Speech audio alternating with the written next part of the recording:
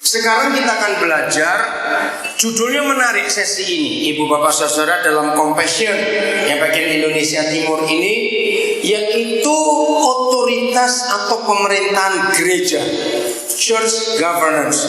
Ya, itu bagus sekali. Nah, apa kira-kira yang kita akan pelajari dalam pemerintahan gereja ini? Oke, saya mulai. Tadi dalam sesi yang sebelumnya saya sudah tanya apa yang terjadi kalau ada pemilu kada selesai, pemenangnya diumumkan pasangan nomor sekian, tapi sebelum dilantik lalu duduk di kantor pemerintahan. Terjadi apa tadi? Kekacauan, perang besar. Nah, sama. Gereja itu punya otoritas. Oh, nggak ada yang ngamen. Gereja itu punya otoritas. Oke, sekarang kita akan belajar otoritas dulu. Karena bicara pemerintahan, kalau nggak bicara otoritas, percuma. Indonesia ini kacau. Tahun ini Agustus kita akan mensyukuri 69 tahun negara kita jadi bangsa yang merdeka. Tapi maaf ya saudara, saya siap kok mau dilaporkan polisi mau apa, karena saya kan minta bukti dulu kalau saya disalahkan. Saya sudah lama sekali tidak pernah ikut upacara 17 Agustus. Kenapa? Saya protes. Bangsa Indonesia masih dijajah. Bukan oleh bangsa asing, bukan oleh tentara asing. Bangsa Indonesia dijajah oleh pemerintahnya sendiri. Kok nggak berani amin? Takut. Nggak layak jadi hamba Tuhan kalau takut menyatakan kebenaran. Indonesia ini salah satu dari 3 negara. Catat ya, ini penting supaya Compassion tahu arah kemana. Indonesia ini termasuk dari 3 negara saja yang merdekanya di bulan yang sama dan di tahun yang sama. Ayo, bangsa apa saja yang merdeka di bulan yang sama, tahun yang sama, tanggalnya beda? Agustus 45. Ayo cepat, sejarah ini. Israel bukan, Israel tahun 48 Pak. Mana? Malaysia 67. Mana? Thailand bukan. Saya ngomong dari kelamaan. Jepang dan Jerman. Oke, Jepang dulu setelah bom atom, ya, Nagasaki, Hiroshima, lalu Jepang menjadi negara modern, pemerintahnya baru, bukan kekaisaran lagi. Itu awal Agustus 45. Indonesia 17 Agustus 45. Jerman akhir Agustus 45 setelah Hitler mati.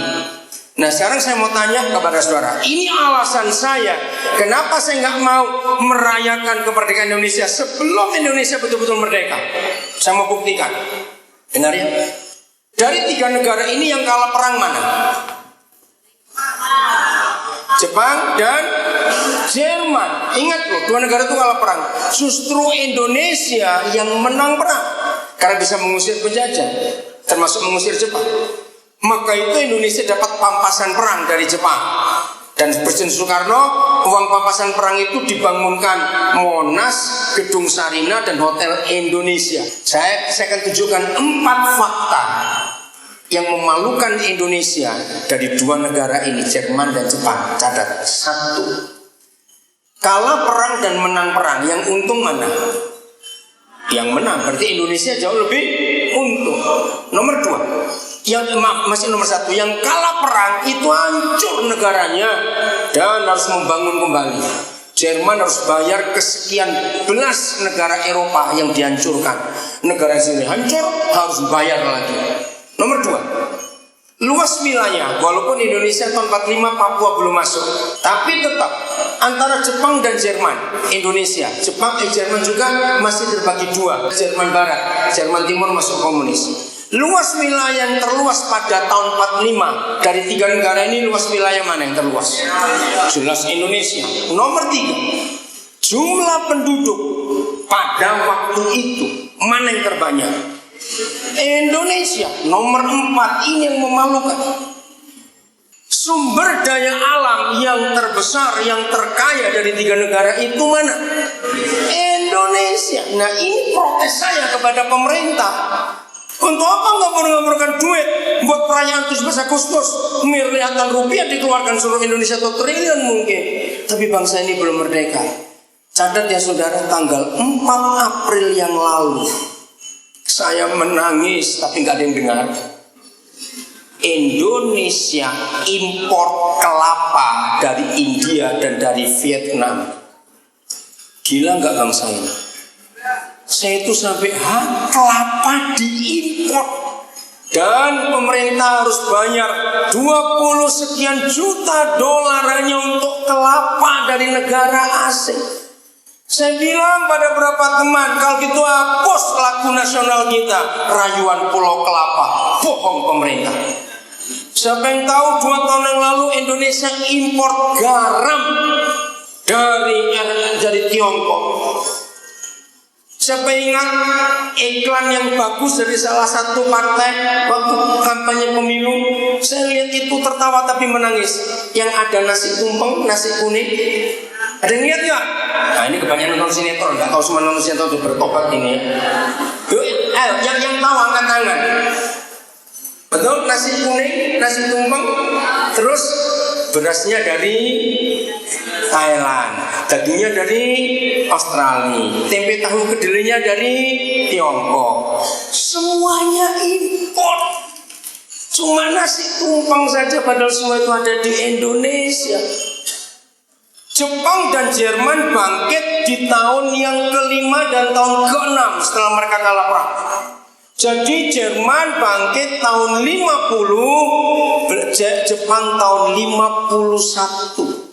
Hanya 5 tahun, 6 tahun mereka perlu untuk menata kembali porak-porandanya perang itu.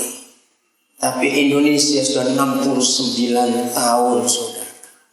Hutang kita masih nggak terbayar. Kekayaan alam yang begitu banyak hancur. Sadar nggak? Jadi saudara setuju kalau saya nggak mau merayakan kemerdekaan karena belum merdeka bangsa kita. Bayangkan negara begitu kaya masih ada yang busung lapar kalau nggak gobloknya pemerintah karena apa ini? Betul tidak, busung lapar. Di NTT berapa kali? Di Banten yang nggak jauh dari Jakarta ada orang busung lapar.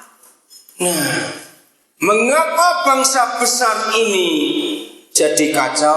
Jawabannya karena tidak punya otoritas. Ada pemerintah tapi tidak ada otoritas, sama aja bohong. Kenapa Singapura aman-aman? Bahkan satu-satunya demo sampai ada kematian itu baru berapa bulan yang lalu, orang India itu. Belum pernah terjadi ada demo di Singapura. Itu aja pemerintah sudah malu dan nyesal. Kecil negara itu karena pemerintahnya taat pada otoritas. Pertanyaan saya, saudara pernah tahu nggak otoritas itu sebetulnya berupa apa? Cepat jawab, ini penting pertanyaannya. Wibawa. Oke. Apa? Tanggung jawab. Saya salah pertanyaannya. Gini, yang saya maksud gini. Otoritas itu sebetulnya dari apa? Bentuknya itu berupa apa? Bukan kerjanya otoritas, betul wibawa tanggung jawab. Tapi gini, apa yang disebut otoritas dalam suatu negara? Kekuasaan. Aduh, saya salah lagi. Asalnya dari mana? Bentuk apa? Bukan kekuasaannya. Betul kekuasaan. Tapi berupa apa? Naungan, wewenang. Bukan. Aduh, saya pakai ngomong apa lagi saya ini? Masyarakat, bukan. Pemerintahan, bukan. Oke, gini. Otoritas itu ada di tulisan yang namanya konstitusi. Oh, betul tidak? Semua negara itu punya otoritas karena punya apa? Kalau Indonesia bilang Undang-Undang Dasar 45 itu otoritas. Maka itu semua pejabat yang terpilih dalam pelantikan harus bicara setia kepada Pancasila, pada Undang-Undang Dasar, dan pada kesatuan. Nah, otoritas itu berupa tulisan. Sadar nggak sekarang ini kalau saya ngomong ini, saudara? Walaupun tulisan itu dibuat oleh manusia, apakah untuk mempercayai sebuah otoritas kita perlu kenal dulu penulisnya, pembuatnya? Jawab, tidak. Itu sudah baku. Amerika contohnya. Amerika itu merdeka 4 Juni 1776. Jadi 1776. Konstitusi mereka sampai hari ini hampir nggak pernah diamandemen. Apa arti kata amandemen? Perubahan.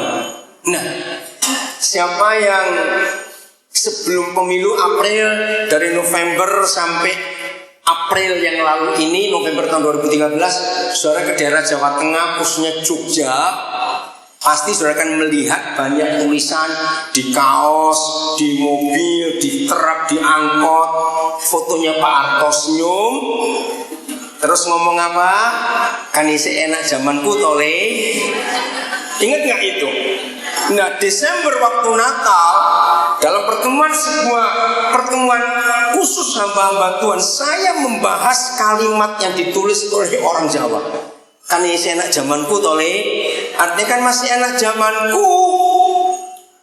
Mengapa sebagian rakyat Jawa rindu pemerintahan Pak Harto? Ini penyebabnya. 32 tahun Pak Harto memerintah.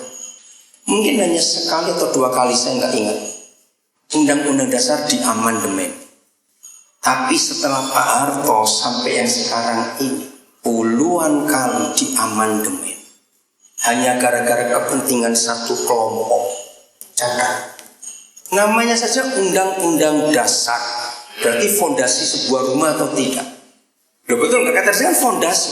Nah, sekarang bayangkan, sebuah rumah masih kokoh, masih bagus, ada orang iseng korek-korek fondasi. Periksa batunya, ini batu apa? Jadi apa rumah itu? Nah, NKRI sudah roboh sejak Mei 98. Salah satu anak saya belajar politik, dia sudah master. Dia memberitahu saya, Pak, seperti rumah, negara itu perlu punya tiang. Ya, pilar. Negara itu perlu punya pilar seperti rumah. Ada pilar pendidikan, ada pilar kesehatan, ada pilar pemerintahan, ada pilar politik, ada pilar keadilan, dan banyak pilar yang lain lagi.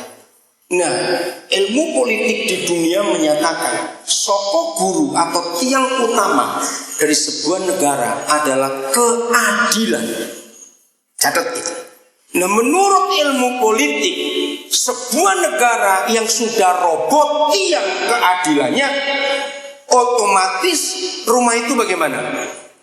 Roboh.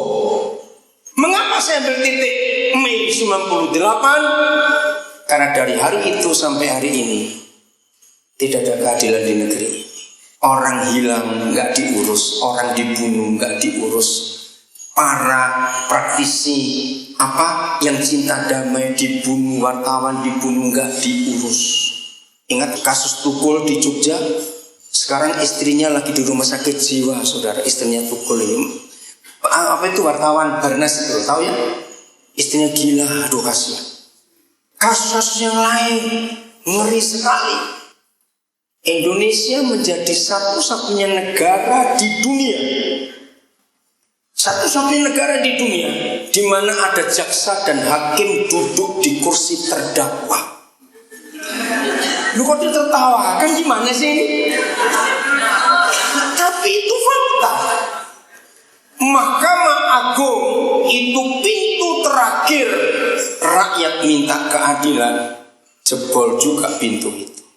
Mahkamah Konstitusi yang menjadi pelindung dan penjaga konstitusi jebol juga.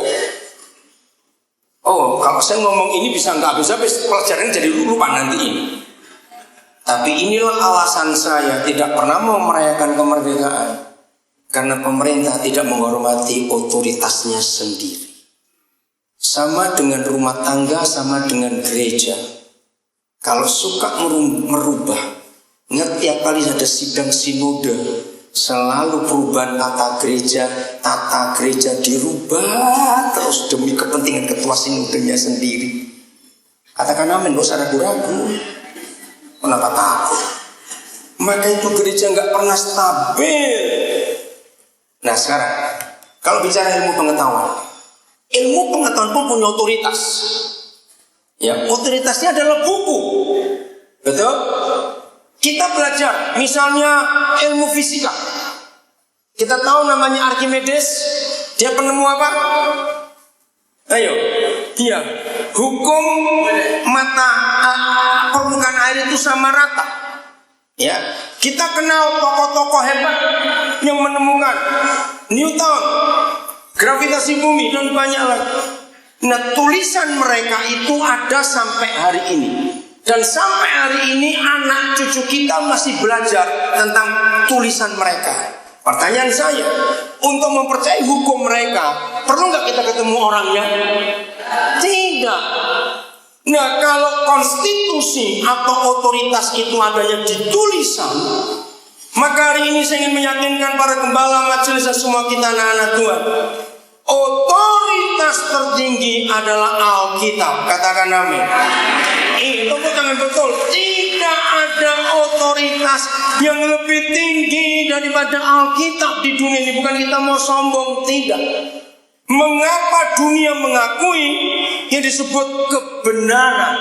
Ingat ya saudara, sejak ditemukannya mesin cetak pertama kali pada abad yang ke-16 yang lalu, sampai hari ini tidak ada buku lain yang pernah dicetak oleh manusia yang disebut kebenaran, the truth, kecuali siapa kebenaran itu?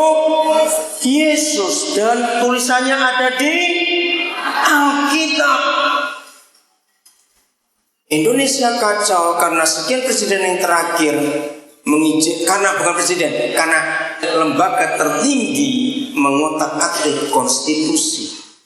Jadi goyang negara ini. Begitu pula gereja dan keluarga. Oke, tadi di sesi sebelumnya kita sudah belajar. Jadi waktu pernikahan itu sebetulnya acara apa? Tadi pria wanita diantik jadi suami istri untuk menerima otoritas dari surga. Jadi waktu tangan gembala diletakkan di kepala dua orang itu bukan pro forma, itu pelimpahan tugas penerimaan otoritas yang sangat luar biasa. Lalu menerima otoritas yang berikut setelah jadi ayah ibu, itu pun harus terima otoritas tambahan. Nah sekarang dari surga kita tahu ya, sumber otoritas pertama kan Tuhan, bukan? Nah dari Tuhan kepada manusia sampai lahirnya negara-negara di dunia ini, sebetulnya Tuhan memberi otoritas yang pertama kepada manusia itu kepada siapa? Ini hebatnya Alkitab. Kita buka 1 Korintus 11 ayat 3. Nah di situ ada 3 kepala, saudara. Ada 3 kepala yang sangat hebat. Nah inilah sumber otoritas manusia di dunia. Sudah? Tolong dibaca yang disebut pertama kali siapa? Ya, aku mau supaya kamu apa? Mengetahui hal ini, yaitu kepala dari tiap laki-laki. Jadi laki-laki disebut dulu. Sayang, terjemahannya salah. Harusnya suami. Kepala dari tiap-tiap suami adalah siapa? Kristus. Dan kepala dari Kristus adalah Tuhan sendiri. Nah, jadi ada berapa kepala di dunia ini? Di alam semesta ada berapa kepala? Ayo. Oh, sudah baca masuk ketawa. 3. Siapa saja? Ini ayat ini gak urut. Kita urut sekarang sesuai hierarki. Paling atas siapa? Tuhan kita. Nah, itu pemegang otoritas alam semesta. Dari Bapa di surga turunnya kepada siapa? Tuhan Yesus, kepala gereja. Dari Tuhan Yesus turunnya kepada suami. Ini banyak yang tidak tahu. Maka itu kalau suami melanggar otoritas di rumah, maka istri dan anak-anak akan dihancurkan iblis. Ternyata otoritas dari surga tidak turun ke kepala negara atau kepala pemerintahan. Turunnya kemana? Suami. Nah, dari ayat ini saya kejar. Saya bilang, Papa, kapan suami itu terima otoritas? Itu tadi Kejadian 1:28, saudara. Jadi pemberkatan nikah itu nggak main-main pentingnya, saudara. Dan jangan dianggap remeh. Maka itu kita lihat, kalau saudara pernah tahu berapa kepala negara di dunia, presiden, perdana menteri, raja, kalau istrinya lebih dominan, jadi presiden siapanya? Istrinya, bukan suaminya. Pasti negara itu kacau. Pasti kacau negara itu. Cari sejarah. Iya atau tidak? Nah, saudara, ini pemegang otoritasnya. Amsal 31. Ada kisah yang luar biasa di Amsal 31. Ayat yang bentar saya cari dulu, 20 berapa? Yang suaminya duduk di pintu gerbang itu ayat berapa? Tolong saya. Ayat 11. Oh, bukan 20, saya salah. Terima kasih. Oh, bukan. Ayat berapa? Yang suaminya duduk di pintu gerbang. 2 berapa? 23. Oh iya. Nah, judulnya apa? Dari ayat 10 judulnya apa kitab saudara? Amsal 31 ayat 10. Istrinya cakap, siapa yang mendapatkan. Cakap itu bukan cantik secara wajah ya, saudara, beda. Oke. Ayat 23. Suaminya diapakan? Dikenal di pintu gerbang kalau ia duduk bersama-sama para tua-tua negeri. Saudara, kata eklesia itu diambil dari kalimat ini. Begini, zaman dulu negara-negara berupa kerajaan. Satu kerajaan, satu kota. Betul, orang Bali, orang Lombok, orang Jawa masih punya keraton sampai hari ini. Di Lombok masih ada keraton toh? Ada tuh di Lombok, orang Lombok? Oke. Di Kupang masih ada. Saya pernah ke Amarasi. Masih ada raja di sana. Waktu itu raja terakhir saya ke sana tahun 90 berapa, Raja Nope. Saya nggak tahu sekarang siapa rajanya. Amarasi. Di Jawa masih banyak. Ya.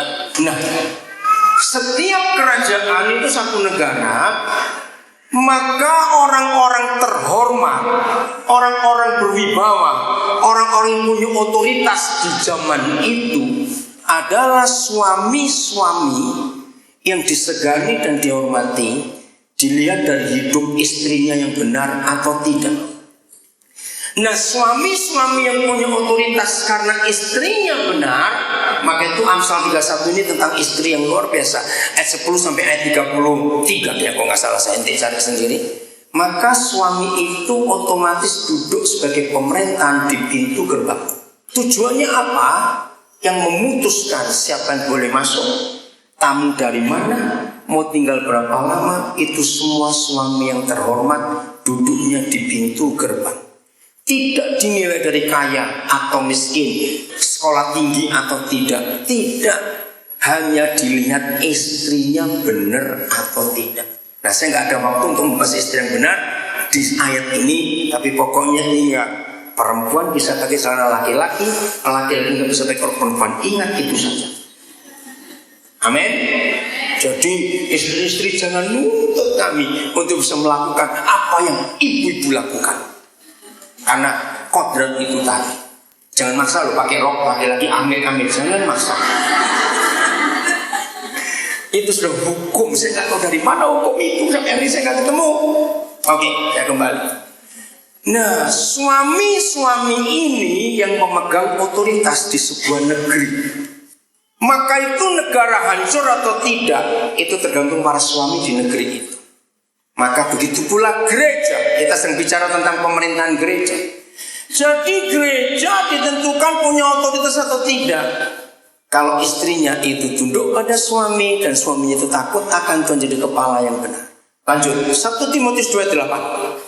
1 Timotius 2 ayat 8. Ini mengerikan sekali, saudara. 1 Timotius 2 ayat 8. Udah? Ayo kita baca sama-sama. 1, 2, 3. Aku mau supaya Ayo lu baca 1, 2, 3. Aku ingin supaya di mana-mana siapa laki-laki suruh apa masak gitu. Awas. Berdoa dengan bagaimana? Menadahkan tangan yang suci tanpa apa? Nah, kemarahan dan perselisihan. Tolong para gembala mulai hari ini cari di seluruh Alkitab sampai robek Alkitab saudara. Tidak ada perempuan itu pendoa, harus laki-laki. Gembala-gembala kalau ada jam doa datang ibu-ibu, usir, pulang, panggil suami suruh ke sini. Kalau ada istri-istri seringkali dengar suami gini, aduh mah aku sibuk, titip doa ya. Bukakan hati ini suruh baca sendiri, bacain. Saudara, saya kaget dengan ayat ini. Lagi sekali, saya kaget dengan ayat ini. Kagetnya begini. Berarti selama ini gereja salah. Bukan pendoa itu perempuan, salah. Tapi siapa? Nah, lihat.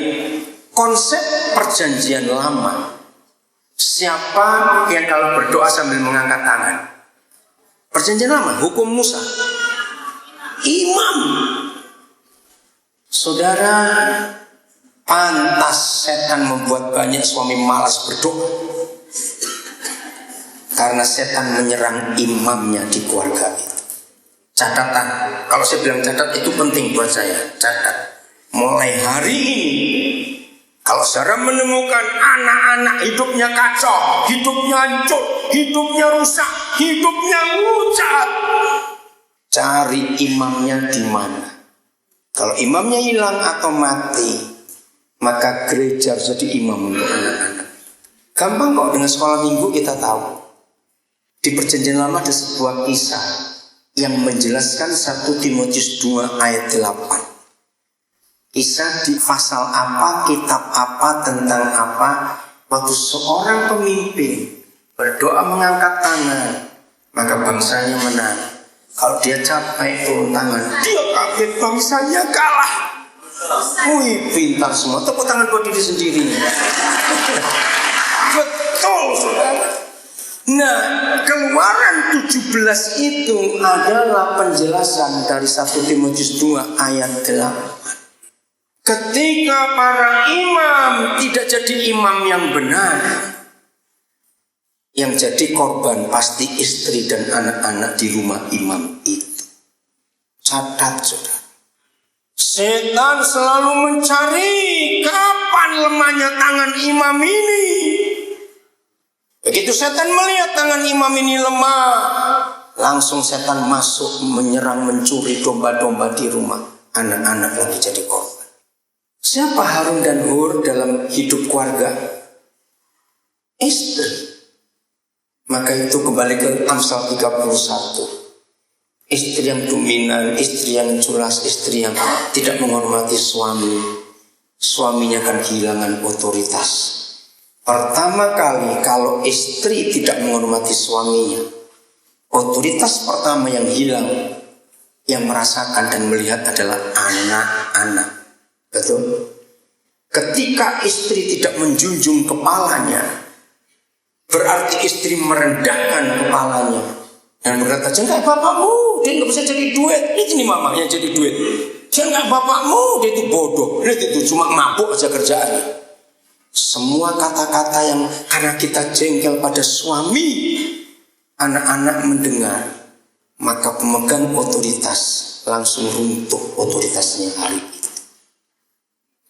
Mengangkat tangan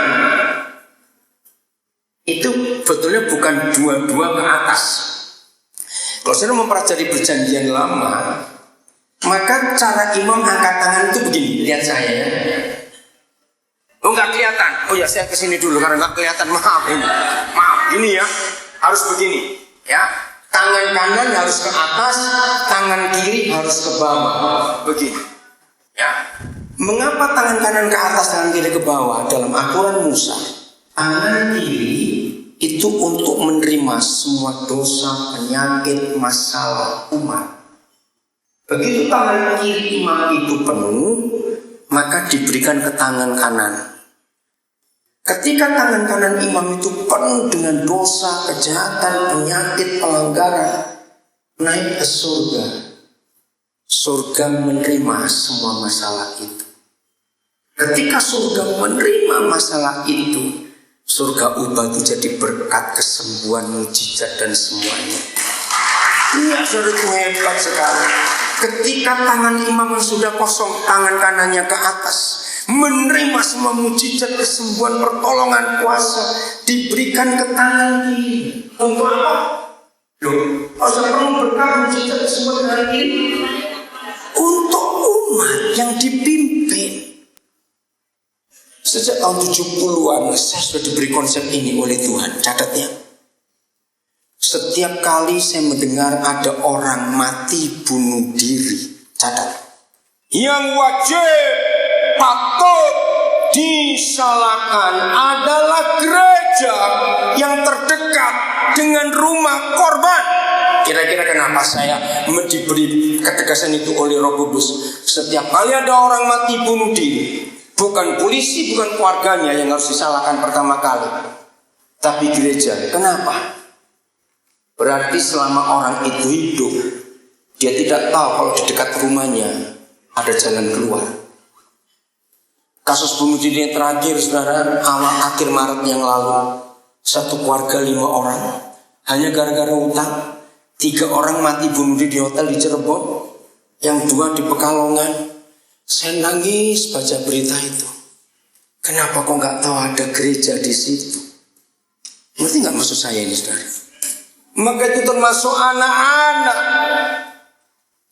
Satu-satunya penjara Elpeng saya nggak bisa masuk sampai hari ini, nggak berani, yaitu penjara anak-anak. Saya nggak sampai hati, saudara. Kalau saya masuk, saya pernah sekali masuk ke LP anak-anak di Tangerang. Sejak itu saya nggak mau lagi. Saya menangis, saya menjerit. Saya ingin bawa mereka semua pulang ke rumah saya, tapi nggak mungkin. Ada hukum yang mengaturnya. Kenapa?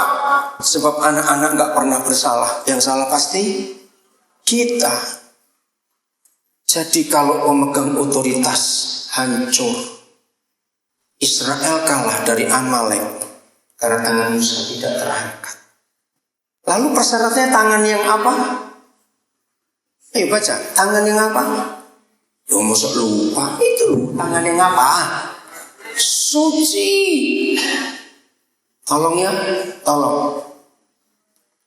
Sekali saja seorang suami pernah pukul istrinya, istri akan sulit mengampuni, saudara. Betul atau tidak? Jawab. Walaupun gak sampai memar, gak sampai biru, gak sampai luka, pukulan tangan suami, seringan apa, apalagi seberat apa, buat istri sakit hati. Anak-anak yang melihat ibunya disakiti oleh bapaknya sendiri, catatnya itu Kolose 3:21 tadi. Hai bapak-bapak, jangan sakiti hati anak-anak. Ada 3 hal besar yang membuat anak-anak disakiti bapaknya. 1, ketika anak-anak melihat ibunya disakiti bapaknya. Anak-anak itu paling gak rela loh, saudara. Kalau ibunya disakiti bapaknya itu gak rela. Kira-kira jatuh tidak? Apalagi anak-anak melihat ibunya ditempeleng. Anak itu akan marah. Maka itu kalau ada suami sekali dia pernah pukul istri dan gak pernah minta maaf, apalagi diulang-ulang. Ingat, saudara dan saya sebagai suami boleh berdoa dari jam 6 pagi sampai jam 6 sore, tangan kita terus terangkat ke surga. Saya katakan doa kita jadi tangan yang najis. Catat itu. Tangan yang tidak suci karena kerjaannya nyuap, menipu, rentenir, tukang membungakan uang, itu tangannya tidak suci. Kalau saudara ada orang mau pinjam, suruh ke bank saja. Jangan suka merenteng. Kitab Imamat mengatakan dihukum orang suka membungkam uang itu. Catat, tangan tidak suci. Tanpa apa? Ayo baca tanpa. Ayo, marah dan perselisihan. Maaf ini maaf. Nah ini kembali ke Amsal 31. Biasanya kalau ada suami marah dan berselisih, itu dengan siapa? Nah, pintar semua. Ya dengan yang paling dekat dong, istri. Maka itu suami istri hiduplah harmonis. Anak-anak kita membutuhkan otoritas surga di hidup kita berdua. Katakan amin. Kalau ada otoritas surga itu, anak-anak gak akan keluyuran, gak akan keluar rumah. Percayalah, gak akan. Lanjut. Otoritas itu dimulai di mana setelah pernikahan. Nah ini penting. Saya bersyukur pada Roh Kudus, dia teliti kalau ngajar saudara. Saya tanya, di mana? Bulan Juli tahun 87, waktu di Probolinggo bersama Ibu Christine Here, sekarang beliau ada di Denpasar. Itu mentor saya, Ibu Christine Here dengan Pak Herman. Waktu Pak Herman Here masih jadi guru agama di sekolah Petra Kalianyar di Surabaya. Saya dimuridkan oleh Pak Herman Here, Ibu Christine. Kami diskusi di Probolinggo bulan Juli tahun 87 dengan Bu Christine Here. Menemukan hal-hal yang luar biasa. Ibrani 13 ayat 4. Oke, suami penerima otoritas pertama. Lalu suami masuk pemerintahan, suami jadi manajer, jadi direktur, jadi guru sekolah, jadi camat, jadi bupati dan seterusnya, PNS. Nah ini, saya tanya Papa, di mana otoritas itu setelah kami terima dari pemberkatan nikah, bekerjanya di mana? Saya kaget. Hendaklah siapa? Nah, kamu semua itu berapa?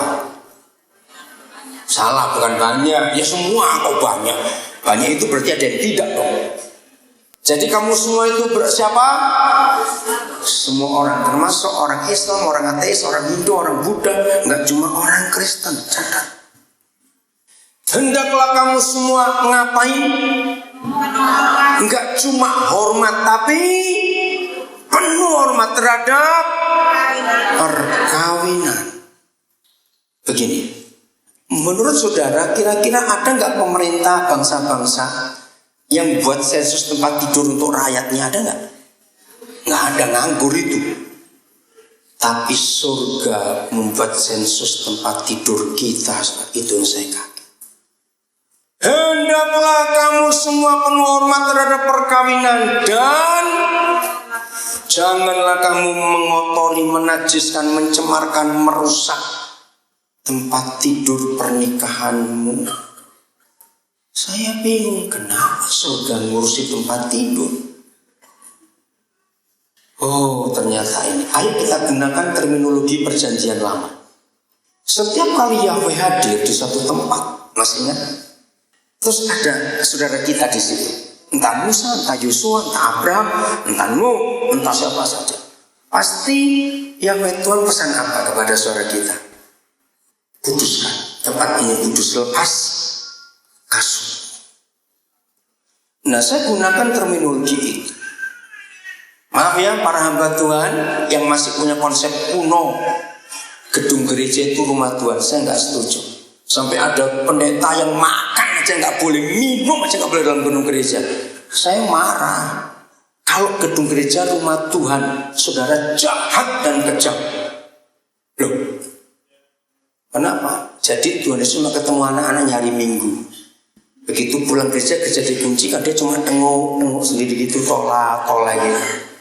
Loh betul tidak tahu kata tengok itu bahasa Jawa. Cuma duduk bloon gitu, nunggu hari Minggu lagi, anak-anak yang datang. Gereja, gedung gereja bukan rumah Tuhan. Kok ada yang amin? Sebab cinta untuk rumahmu mengauskan aku. Tubuh kita ini rumah, bukan gedung gereja.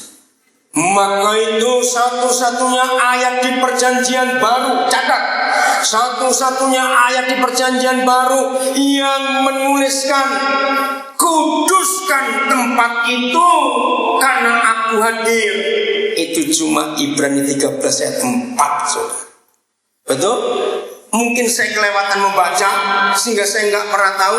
Kalau ada yang tahu tunjukkan ayat mana kepada saya di perjanjian baru yang mengatakan jangan kotori tempat ini, tapi kuduskan tempat ini, kecuali tempat tidur kita yang sudah menikah, atau kecuali Ibrani 13 ayat 4. Tolong beritahu saya akan belajar. Apa kesimpulannya kalau ini satu-satunya tempat dia hadir, sudah jangan dikotori. Ingat ya, kotornya tempat tidur pernikahan kita. Bukan karena saudara sibuk banget sampai 3 bulan nggak cuci spray, bukan. Tapi karena apa? Ayo baca, karena ada apa? Perjinan dan persundaran. Benar. Kalau dia pesan kuduskan tempat tidurmu, berarti dia hadir. Pertanyaan berikut, kalau dia hadir bawa otoritas? Karena dia raja segala raja. Jadi tahta surga di dunia bukan di mimbar gereja, bukan di tabernakal, bukan di tempat mesbah, tidak. Tahta surga, pemilik otoritas satu-satunya atas alam semesta, ada di mana? Tempat tidur kita, saudara. Nah, kembali saya yakinkan, tadi sesi pertama saya bahas bukan? Saya pegang betul ayat Yesus berkata, belajarlah kepada anak-anak. Ayo kita belajar dari ayat itu dengan Ibrani 13:4. Siapa pernah tahu, tapi baru hari ini katakan iya bagi kita. Dengar. Mengapa kalau anak-anak tahu ada ayah ibu lagi di rumah dan di dalam kamar, di tempat tidur, anak-anak pasti ramai ikut di situ juga. Ya atau tidak? Itu yang saya pelajari dari anak-anak. Tapi dengar, jangan tertawa dulu. Begitu kita suami istri ada apa-apa, berarti ada apa-apa ya? Nggak ribut, nggak ada suara keluar, nggak ada gubrak, nggak ada. Cuma kita dua lagi jengkel saja. Walaupun kita di atas tempat tidur dan anak-anak di rumah, saya itu heran. Mereka bisa rasa, mereka nggak berani masuk ke situ. Orang sedikit nggak suka. Ternyata begini, kata kuduskan nggak cuma masalah perjinan, tapi bereskan kita berdua. Begitu tidak ada keharmonisan kita berdua, baru jengkel saja. Jangan bilang marah, bentak, enggak, jengkel saja. Langsung tahta surga ini berubah. Masih ingat di kitab Keluaran, satu-satunya tempat di mana dia hadir, buka Keluaran 25 ayat 22. Satu-satunya tempat yang ditulis begitu eksplisit, begitu jelas, di mana yang Maha Kudus Yahweh Tuhan hadir. Itu namanya tutup pendamaian, betul?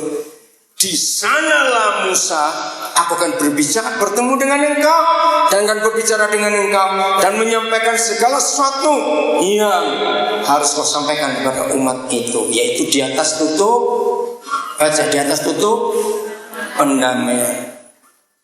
Ayo kita bongkar tempat tidur kita hari ini. Hebat Alkitab. Siapa yang pernah merasakan, maaf ya walaupun saya pendeta, saya pernah ribut juga dengan istri saya tetap manusia kok. Ya kalau dengar. Siapa yang pernah sadar, kalau kita dua tuh lagi nggak enakan dengan istri kita, malas bicara. Saudara, tempat tidur kita pasti sepi. Iya atau tidak? Karena bicara pendek, ribut, bicara panjang, ribut. Gak usah bicara, saudara. Tempat tidur ternyata itu luar biasa. Tapi kok kita harmonis, saudara? Aduh, tempat tidur kita itu rame sekali. Betul. Maka itu suami istri yang sudah lama nggak kelitik-kelitikan berdua mulai pulang dari sini. Di tempat tidur itu semua dimulai. Karena itu tahta surga. Maaf saya ngomong apa adanya. Kalau suami istri nggak beres di tempat tidur, walaupun pendeta, catat ini. Ya, saya ulangi. Kalau suami istri sedang nggak beres di tempat tidur, walaupun pendeta, keluar kamar itu wajah lebih cakep kodok. Saudara lihat aja nggak percaya. Lo betul tidak? Ini nggak tahu kayak apa sih nggak bisa nirukan. Karena kita dua nggak beres. Nah, lihat begitu kita keluar kamar, anak-anak lagi main di depan. Mereka kan jadi korban pertama. Minggir, kenapa kamu di sini? Sana. Ayo ya, ini tertawa semua tahu atau nggak tahu? Saya nggak tahu. Anak-anak kan bingung. Ini kan rumah kami, suruh main di mana? Nah, nggak cuma itu. Akibat kalau kita nggak harmonis di tempat tidur, ke kantor, ke sekolah, ke kuliah, ke gereja, pasti muka nih masih kayak kodok tadi itu. Nanti ada teman-teman kerja kita di sini. Kenapa kamu taruh tas ini di sini? Loh, dari kemarin kamu sudah di sini. Kalau kita nggak beres di tempat tidur, ternyata semua orang yang kita ketemui kena dampaknya. Termasuk kalau saudara punya anjing di rumah lagi tidur, minggir gitu. Anjingnya bengong, salah apa aku? Saudara, maka itu sejak saya tahu rahasia Ibrani 13:4 saya bilang, Papa dahsyat tempat tidur ini. Dahsyat, luar biasa. Maka itu compassion, jangan cuma ngurus anak-anaknya, urus orang tuanya. Tanya tempat tidurnya beres atau tidak, itu masalah. Maka itu sejak saya mengerti ayat ini, saudara, dengar, ternyata value, nilai ya. Sebenarnya value itu bukan nilai, lebih dari itu.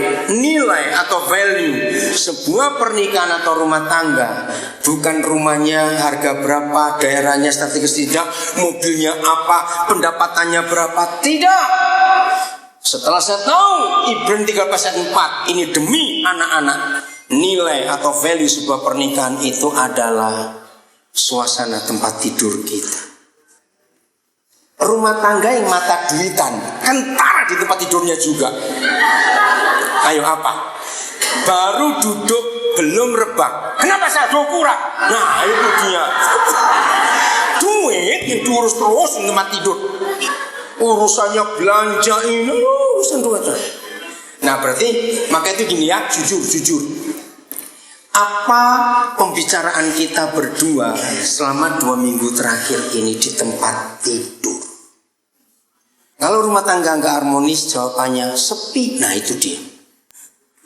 Rumah tangga mata duit aja diomongin.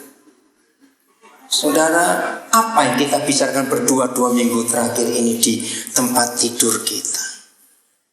Jadi otoritas setelah kita terima dalam pernikahan itu dilanjutkan di tempat tidur.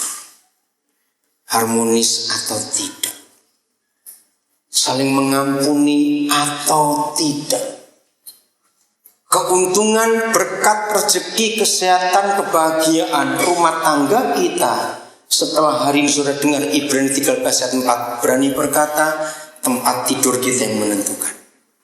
Loh, betul tidak? Bagaimana kerja bisa dapat hasil baik kalau hampir tiap hari bertengkar di tempat tidur? Kita kerjakan hati jengkel, pelayanan pun jadi munafik. Betul tidak, saudara? Kenapa? Karena ribut terus di rumah. Maaf, tahun 81 sampai tahun 87, 6 tahun bersama almarhum Yeremia Rim, kami berdua buat research. Kenapa ada begitu banyak anak-anak pendeta yang hidupnya hancur, padahal bapaknya luar biasa pelayanannya. Maaf saya berkata, kira-kira sudah pernah lihat fakta itu? Dan ini rahasianya, kemunafikan. Bapak-bapak, ibu-ibu, mulai hari ini kita kenali anak-anak kita. Hanya ada satu penyebab yang membuat anak-anak kita nggak bisa respect kepada kita sebagai orang tua. Catat, satu, bukan dua. Bukan karena kumis bapaknya kurang tebal seperti gagang telepon zaman dulu. Tidak. Bukan karena bapaknya kurang kejam dan kurang jahat. Tidak. Saya punya research yang menyebabkan anak-anak gak respect kepada orang tua. Kalau kita ini munafik, saudara. Baik itu pendeta. Apa munafiknya? Kalau kita di rumah berdua bertengkar terus hari-hari. Tapi kalau kita keluar rumah, wih, kejam sekali. Baru keluar rumah, entah mau ke gereja, entah mau ke undangan pesta, atau ke acara apa. Terus begitu keluar rumah, langsung gandeng. Anak-anak muntah melihat dua pemain sinetron yang kurang ajar ini. Muntah anak-anak. Di situ saya menemukan anak-anak berontak dan melawan otoritas. Semua negara yang ada demo karena tidak puas dengan pemerintahnya, karena munafik.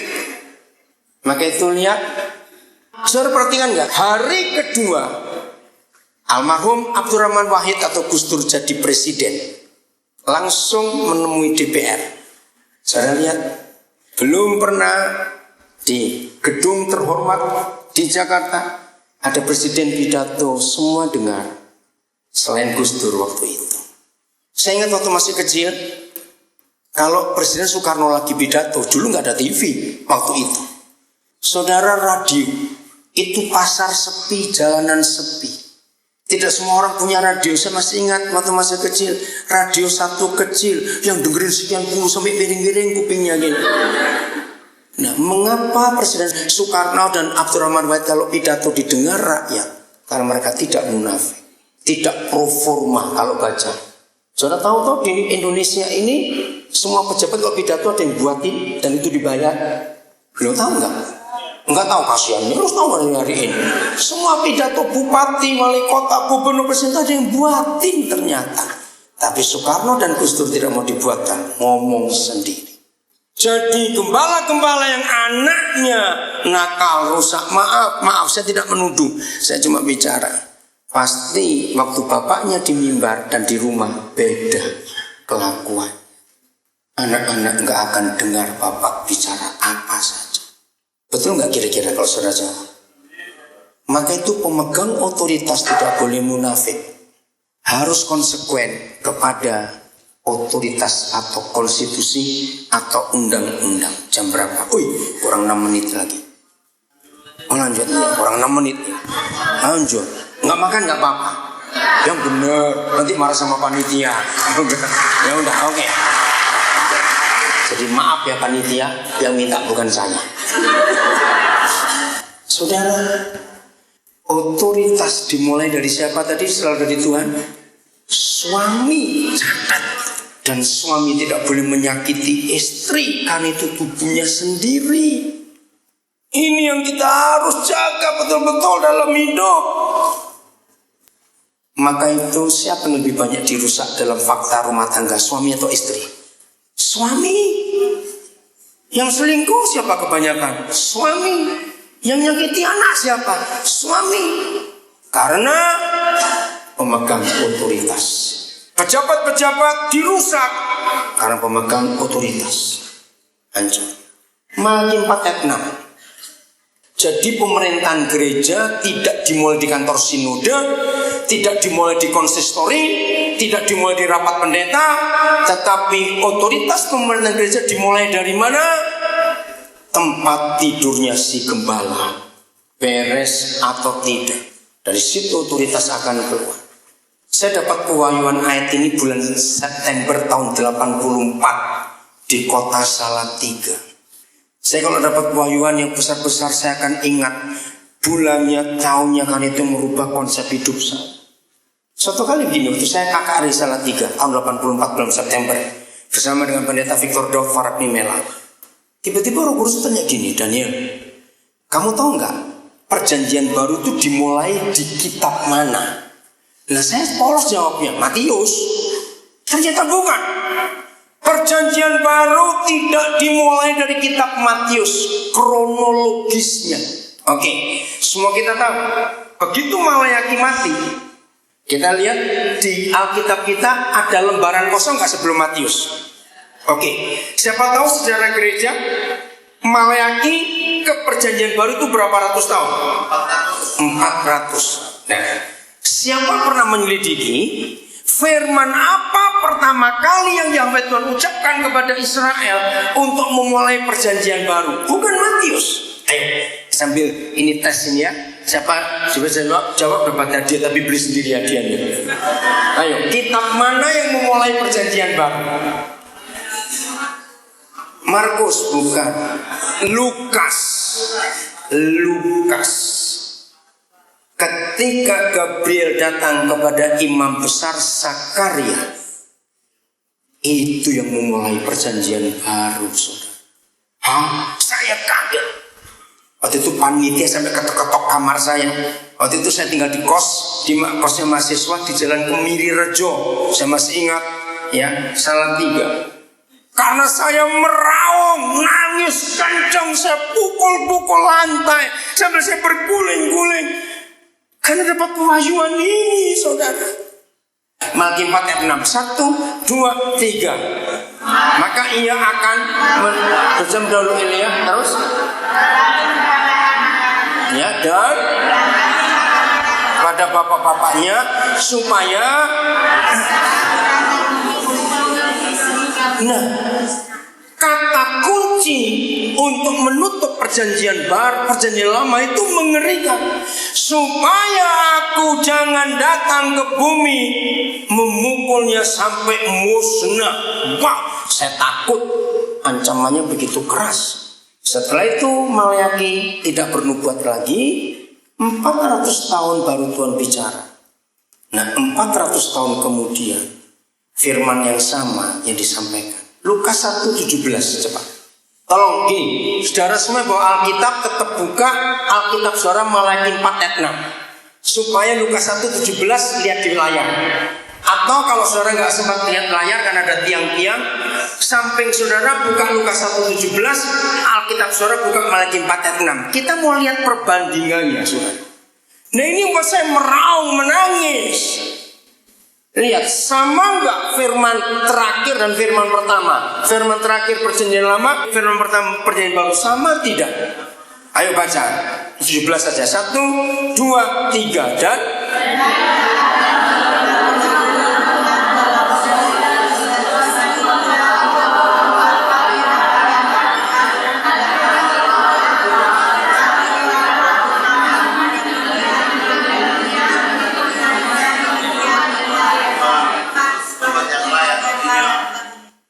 saudara, saya nggak tahu berapa jam saya meraung menangis. Panitia sampai bingung dikira saya kena apa. Setelah saya keluar dari kos itu, saya cerita, aku dapat pewahyuan yang luar biasa.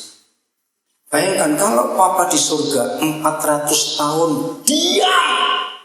Ayo, lebih gampang puasa ngomong atau puasa makan? Ayo.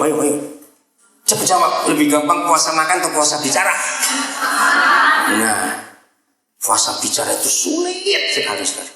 Betul tidak? Pernah nyoba seminggu nggak ngomong? Ayo, nggak SMS juga loh, nggak boleh SMS, enak aja. Saudara, ini yang luar biasa. Apa dia 400 tahun yang lalu dengan kalimat Bapak-bapak harus kembali pada anak. Setelah 400 tahun kemudian dia bicara yang sama, Bapak-bapak kembali kepada anak-anak. Penting nggak kalau begitu? Lu jawab penting tidak? Ini compassion, anak-anak target kita. Otoritas gereja tidak dipakai untuk ini, untuk itu, tidak. Bagian ini saya harus selesai, saya tetap taat pada panitia. Ya, dikit aja saya lewat karena acara masih bersambung. Otoritas gereja, pemerintahan gereja itu diwujudkan kepada penyelamatan anak-anak. Kok nggak amin? Karena firman terakhir perjanjian lama tentang anak-anak dan firman pertama perjanjian baru secara kronologisnya adalah tentang anak-anak. Dan kalau dari awal tadi kita sudah setuju, konstitusi itu adanya bentuk apa? Tulisan. Dan konstitusi kita yang kita terima dari kerajaan surga, dari raja segala raja pencipta alam semesta. Dalam Matius 16 berkata, jangan ada yang menyesatkan seorang pun dari yang kecil ini. Dan catat, saya pertama baca ayat itu, orang komisen pasti hafal ayat itu, nggak usah dibuka. Saya itu berkata, Tuhan engkau sadis sekali. Saya nggak percaya kalau itu firman Tuhan Yesus. Kenapa sadis? Bayangkan orang hidup diberi kalung batu kilangan. Ayo, siapa pernah tahu batu kilangan itu beratnya berapa gram? Ayo cepat. Enggak ton lah, kasihan kalau ton enggak kuat yang hilang nanti. Minimal 20 kilo, saudara, untuk mecah biji-biji. Nah, saya tanya, sepandai-pandainya orang berenang, kalau dikalungi 20 kilo bisa berenang tidak? Cepat jawab. Nah, Maka itu saya bilang, Tuhan Yesus sadis sekali. Kenapa kalau ada orang merusak anak kecil Tuhan marah seperti itu? Sadis nggak yang penuh kasih ini? Hidup loh dilempar ke laut dengan kalungan 20 kilo. Saudara, makin hari saya makin jelas arti konstitusi kita itu. Boleh nggak mulai hari ini saya sebut ini konstitusi? Undang-undang yang tertinggi di hidup adalah Alkitab. Karena anak kecil yang disakiti itu nggak bisa berontak. Oke, saya cepat aja berilustrasi. Apa yang terjadi dengan diri kita yang sudah dewasa, ya 20-an tahun ke atas sampai yang 80-an, itu lebih kurang ajar lagi. Dengan kita diikat tangan kaki, kepala diikat nggak bisa gerak, mulut dipaksa buka, terus kita diberi minuman dan makanan yang nggak enak sama sekali. Coba jawab, terjadi apa di hidup kita? Layu, diikat kaki kanan, kepala diikat, nggak bisa goyang, cuma mulut yang dibuka, terus wadis. Cepatan, terjadi apa? Nggak cuma marah, saudara, nggak cuma stres, sakit. Anak-anak yang dilecehkan seksual, yang dipukuli, itu seperti itu. Mereka nggak bisa melawan, mereka nggak bisa berontak. Betul tidak? Ingat kasus Iqbal yang terakhir, aduh, saya yang sudah diambil negara. Kalau nggak saya mau ambil anak itu. Maka itu konstitusi kita berkata, hukum orang-orang dewasa yang melecehkan anak-anak. Karena anak-anak nggak bisa berontak, nggak bisa balas, sakit sudah. Ingat kasus pelecehan seksual yang di JIS ini saya baca kemarin. Anak itu nggak akan sembuh sampai setelah 50 tahun kemudian. Anak itu umur 6 tahun, berarti dia akan sembuh umur 56. Dan efeknya gak cuma ke dia, banyak orang kan kena. Compassion ada, dilahirkan Tuhan di dunia untuk kita pegang konstitusi ini, katakan amin. Compassion ada untuk kita menyelamatkan anak-anak itu. Gereja tolong, jangan cuma gedung kita cuma jadi tempat untuk anak-anak. Tidak. Tapi tolong gereja dengan semua majelis gembala, cari orang tuanya anak-anak itu di mana rumahnya. Compassion memang tidak punya program langsung untuk deal dengan orang tuanya langsung. Tidak, saya tahu ada berapa. Tapi harusnya gereja yang bertanggung jawab. Inilah pemerintahan kita. Jadi otoritas tertinggi hanya Alkitab. Kenapa? Nah, sekarang kita buka. Oke, Lukas 1 dengan Maliaki 4. Apa yang beda antara kata anak-anak? Di dalam Maliaki supaya hati anak-anak kembali ke bapak-bapaknya. Lukas dan hati. Nah, ini yang membuat saya kaget. Anak-anak yang disakiti papanya akan jadi durhaka. Apa kata lain durhaka? Berontak, jahat, merusak. Jadi saudara-saudara setuju kalau saya katakan dari sesi tadi, anak-anak gak ada yang salah. Siapa yang salah? Kita. Anak-anak jadi durhaka, bukan karena tetangganya, bukan karena opa-omanya, om tantenya, tapi gara-gara siapa? Ayah.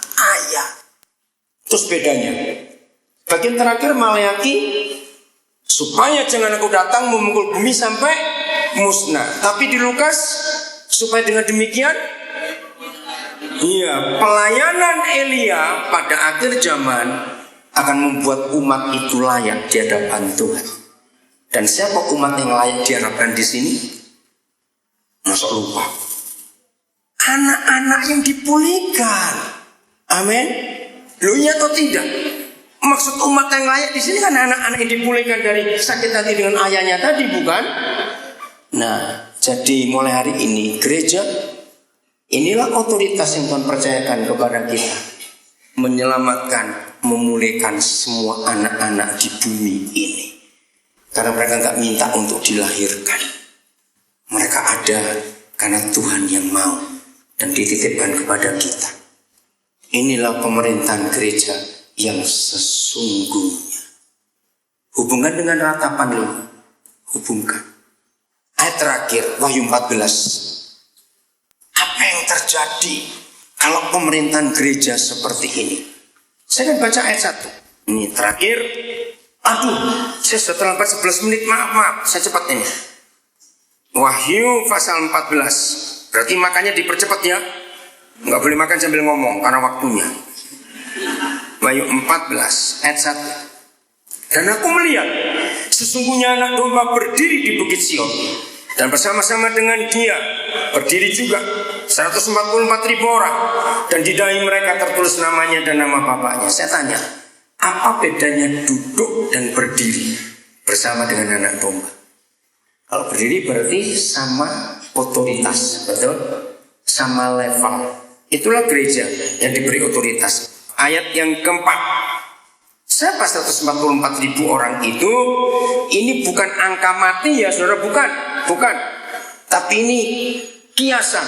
144 itu Alkitab selalu pengalian, bukan penjumlahan. Itu cara angka-angka Alkitab ditulisnya. Nah 144 itu adalah 12 kali 12. Nah siapa 144.000 orang ini? Artinya begini, 12 yang pertama itulah wakil suku-suku Israel perjanjian lama, dan 12 yang kedua itulah wakil gereja, 12 murid Yesus. Dikalikan ya, sama seperti ruangan Maha Kudus di Tabernakel Musa, lebar, tinggi, panjang sama, sekian hasta. Oke? Nah jadi ini adalah orang-orang benar itu. Siapa mereka? 4. Mereka adalah orang-orang yang tidak mencemarkan dirinya dengan seks bebas. Saya langsung kata itu. Dari awal tadi saya sudah bicara tentang seks bebas. Karena mereka murni, sama seperti perawan atau berjaka. Mereka adalah orang-orang yang mengikuti anak domba itu kemana saja ia pergi. Mereka ditebus dari antara manusia sebagai korban-korban sulung bagi Tuhan dan bagi anak domba itu. Saya tanya, kalau dikatakan mereka itu orang-orang yang murni, tidak mencemarkan diri kepada seks bebas semua, ini anak-anak atau orang dewasa? Anak-anak. Catat aja sebagai data tambahan. Semua anak-anak jalanan di Jakarta itu sudah diperiksa, sudah diriset. Mereka kenal seks pertama kali umur 6 dan 7 tahun. Saya kaget. Bayangkan kalau mereka kenal seks 6 7 tahun, besarnya jadi apa? Dan kurang ajarnya setan di Indonesia ini. Setan di Indonesia itu punya teori begini, pelacur-pelacur itu akan tetap awet muda dan kuat kalau bisa hubungan seks dengan anak-anak. Pernah dengar gak teori setan itu? Kurang ajar betul. Maka itu mereka harus kita selamatkan, setuju? Mereka itu ditebus dari antara manusia sebagai korban-korban sulung bagi Tuhan dan bagi anak domba. Dan di dalam mulut mereka tidak terdapat dusta. Mereka tidak bercela. Pemerintahan gereja harus sampai kepada menciptakan anak-anak yang hebat di negara kita ini. Anak-anak yang dipulihkan, anak-anak yang murni, amin. Anak-anak yang sehat, roh, jiwa dan tubuhnya. Anak-anak yang luar biasa untuk tampil ke dunia. Tuhan memberkati kita semuanya.